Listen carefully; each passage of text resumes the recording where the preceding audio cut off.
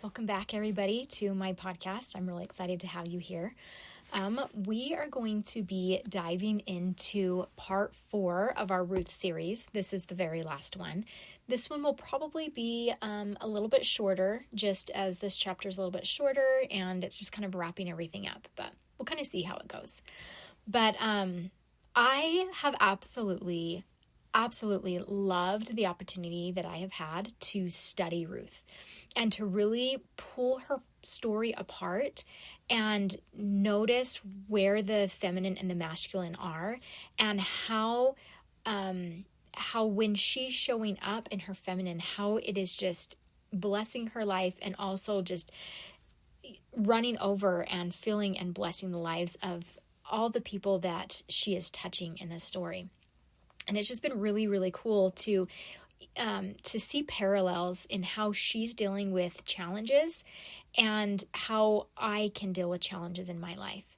And even though I am not living the same life that Ruth is living, there are things that she does in the midst of her struggles, her trials, that I'm like, oh, that's how you would stay in feminine in that instance. Or the Lord has just really opened my eyes and helped me as I've dived into this and looked at this, how I can implement Ruth's incredible wisdom and faith into my own life. So it has been really fun. I hope it has been as much fun for you guys, because it's been really special for me.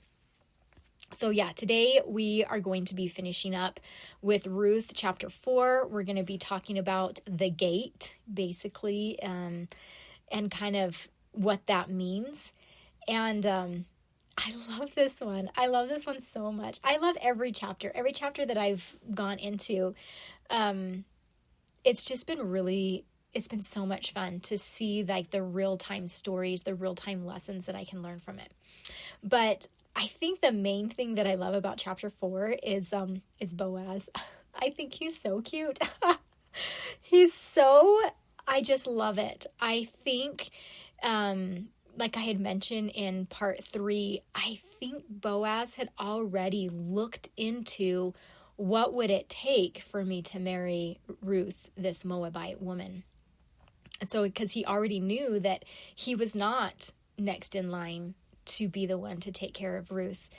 And so we're going to see Boaz at work. We're going to watch how he handles this confrontation, I guess you could call it, or this problem, maybe would be a better word, how he handles it, how he goes about it. And I think it's so beautiful. I love it.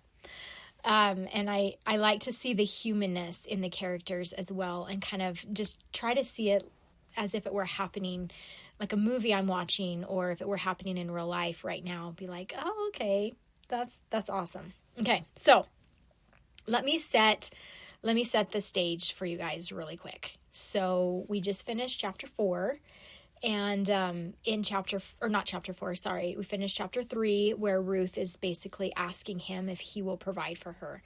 And he is like, absolutely would love to do that, but just so you know, I'm not actually the first in line. But he says, I will go to the gate, and we'll talk about this. We'll figure this out.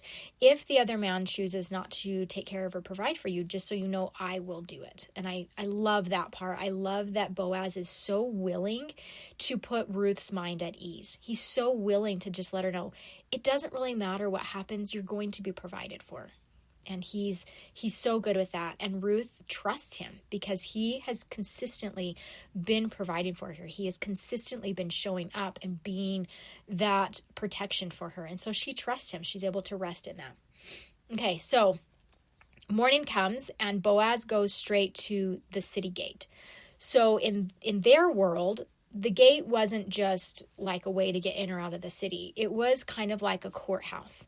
The elders would sit there. They would witness what was happening there. And a lot of times the legal businesses was handled right out there in the open so that everybody knew the outcome and nobody could twist the story later on. So Boaz, he waits for the near kinsman, the relative, who by custom, he has the first right to Ruth. So I'm going to back up just a little bit and explain this just a little bit more. So in the culture at the time, there was somebody called the kinsman redeemer. And the kinsman's redeemer had a duty to keep the land and the lineage from being erased if the man died. So, and in some cases, this would overlap the levirate marriage, which was basically like a brother-in-law duty.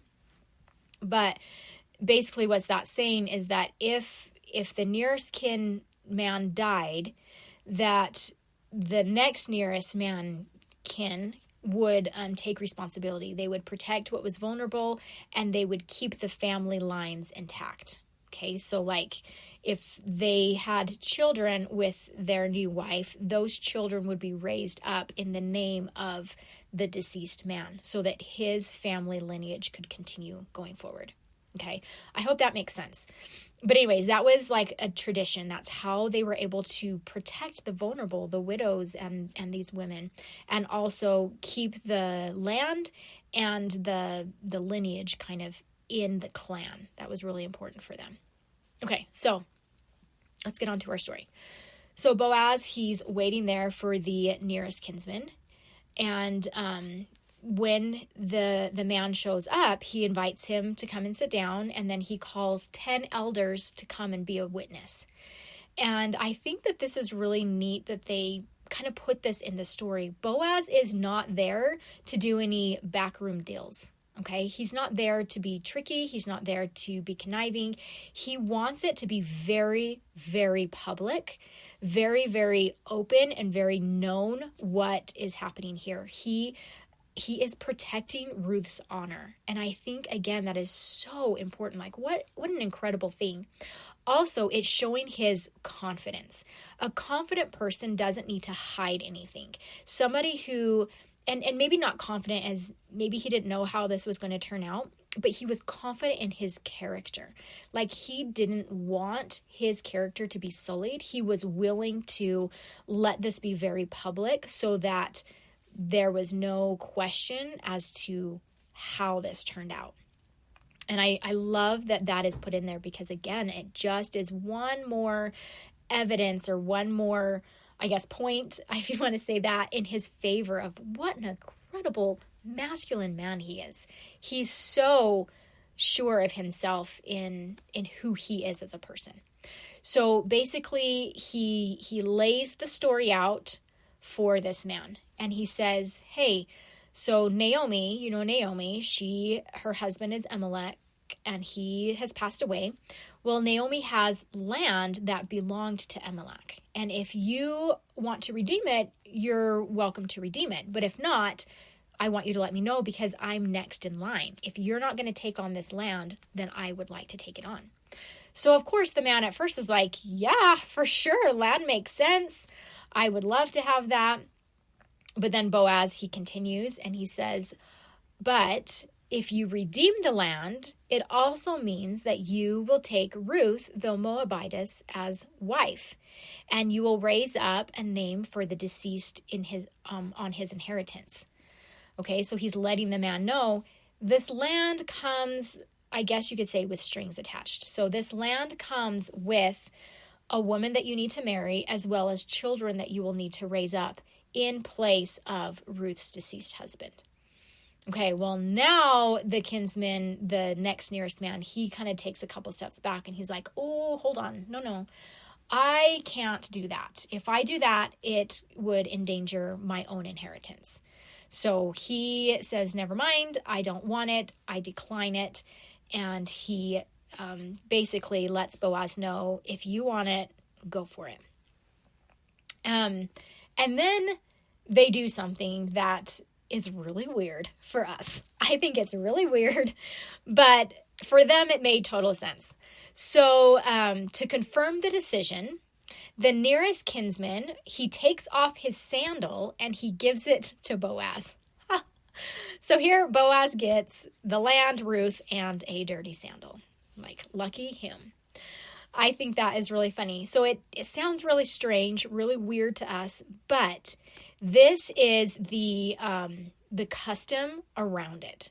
So basically in ancient, like in the East, in the ancient Middle East, says that removing a sandal, when he removed it, it was like a public sign that you were transferring your right to claim a piece of land, or your right to walk on that piece of land. So basically you can think of it as him basically just saying, I relinquish my claim. You now have the right to tread here or to walk here. I guess that's where the sandal part came in. So all of the elders, everybody's watching this. This is very public. All of the people are there. And so this became legal proof that this first of kinsmen was denying or relinquishing his claim on Naomi's or Elimelech's land, as well as Ruth the Moabitess. So Boaz, he turns to the elders and the crowds, and he basically says, I'm just going to paraphrase this. He basically says, you're witnesses today that I have bought all that was Elimelech's, and I am taking Ruth as my wife to raise up in the name of the dead on his inheritance. I love that. I love that so much. He is so open with his plans. He's very open with what is happening. And also the fact that he's willing to raise up an inheritance for Ruth's deceased husband. That also takes an incredibly confident man to be able to do that. Because remember, the masculine loves to compete. Masculine drives with that competition. And so that goes almost against everything that a masculine man is, to raise up seed for another man. But here, Boaz is so confident. He is so fantastic. And he is willing to do that because he wants to provide for Ruth so much. And I think that is just a testament of his love for her, that he was willing to let himself maybe kind of take a back seat as far as her and those children were concerned, that he was willing to do that for her because he loved and honored her so much. How sweet is he? He's so fantastic. Okay, so then after all of this, the elders and the townspeople, they answer Boaz with a blessing on Ruth. And basically they say, may the Lord make the woman who is coming into your house like Rachel and Leah.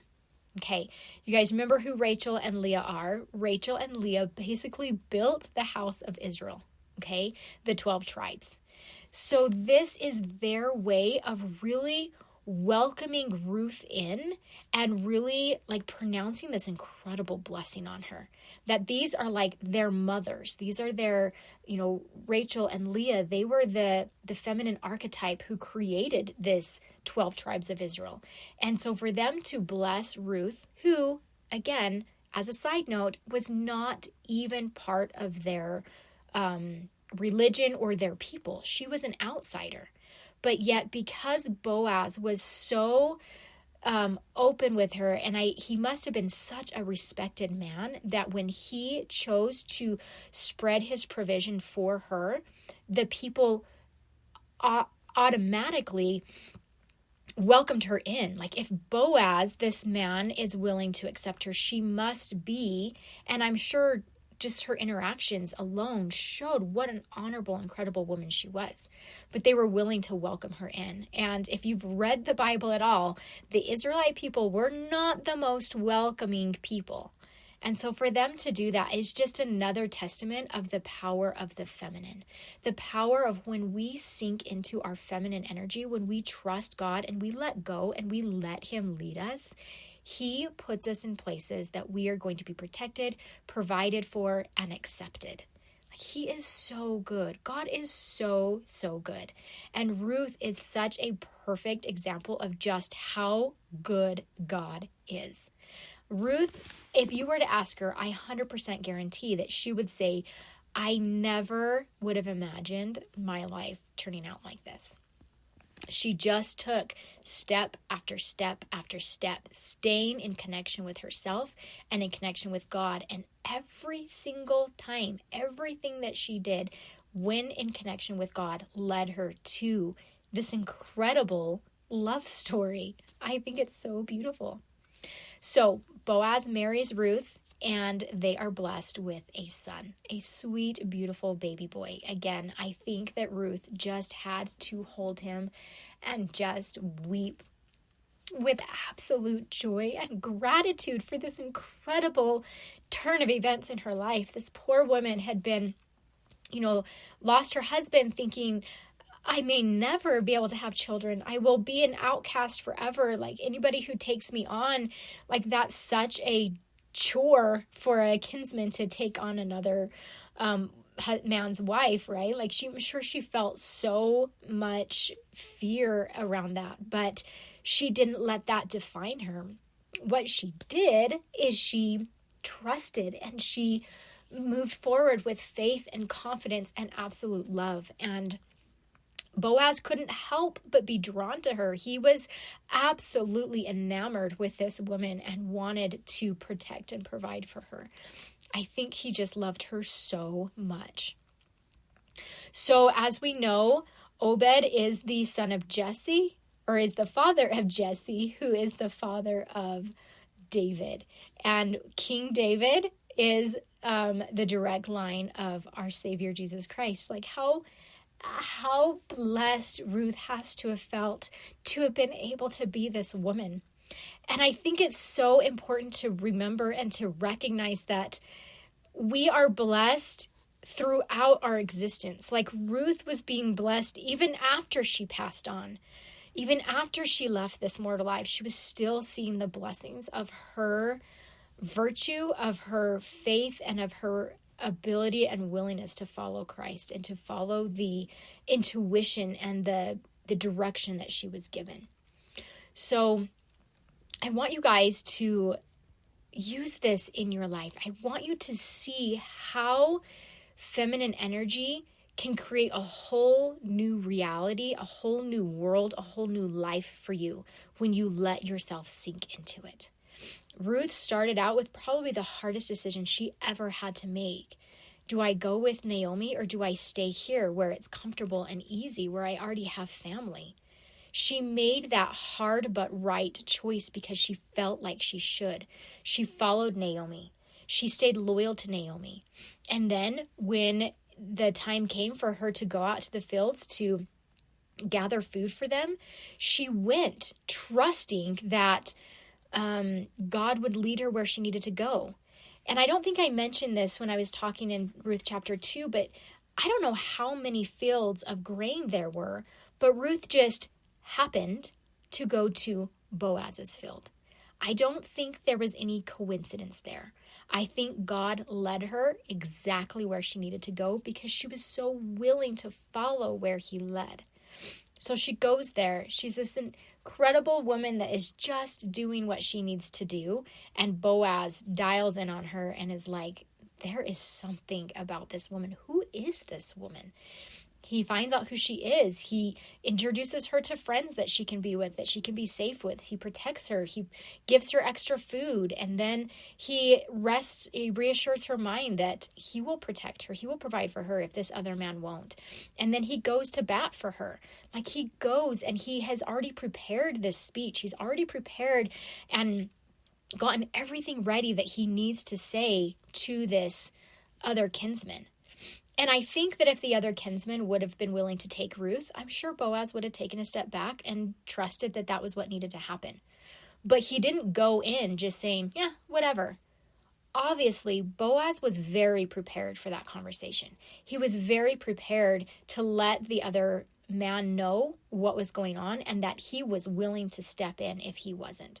Very prepared. He was so in tune to his divine masculine that when this feminine showed up, his divine masculine just could not help but be drawn to her and want to provide for her. So I want to close with a knowledge that if God is the same yesterday, today, and forever, and if he was willing to do that for Ruth, and if he was willing to give her a life better than she ever would have imagined, don't you think that he would do the same thing for you? that as you heal that part of you, as you allow yourself to be vulnerable to God, as you allow yourself to trust in that intuition that you've been given and follow where He leads, don't you believe that He will lead you where you need to go? Peace comes after the surrender. After we get to that point where we're like, okay, do with me as you will. I will do what you want me to do. After that, that's when we finally get out of our own way and we're finally able to start letting God bless us. And He will, time and time and time again. It has been proven. I have loved the story of Ruth. I have felt such a kinship to her, and I love her, and I love that God loves her, and that we are shown how feminine energy is such a biblical thing. Like we are shown it in these scriptures, that this isn't just a new age story that we're telling ourselves to make us as women feel better. No, like this is the divine blueprint of how God created us as women to live our lives so that He can bless us. And it's proven in the scriptures that that is what happens. So anyways, I love the story of Ruth. I'm so grateful for it. I'm grateful to be able to see things like that in other places, because as I see it there, I start to recognize it in other things as well and in my own life. And it's just reaffirming to me that this is how God wants His women to live. If you're enjoying this and if you want more support, come join my private Facebook community, Confidently Feminine. I post weekly, I answer questions, and I go deeper where you need it. It's a safe place to practice these ideas with other women of faith. Just search Confidently Feminine on Facebook and request to join, or I will also post a link in the notes. I cannot wait to see you over there. If this has helped you, comment, follow, and share the show so that other women can find it. Let's learn and heal together. I love you. I will talk to you next time. Bye.